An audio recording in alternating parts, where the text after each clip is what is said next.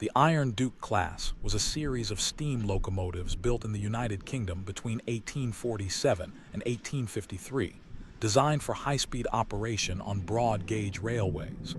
The class originated from the need to transport troops quickly across the country, with the development timeline spanning the mid-19th century.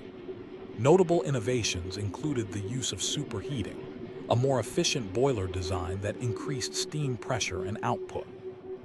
Another notable feature was the introduction of a double-chimneyed exhaust system, which improved traction and reduced steam consumption. The Iron Duke class played a significant role in the construction of various broad-gauge railways, including the Great Western Railway's Bristol to Exeter line. As a result, it had a cultural impact on British railway history, paving the way for future locomotive designs.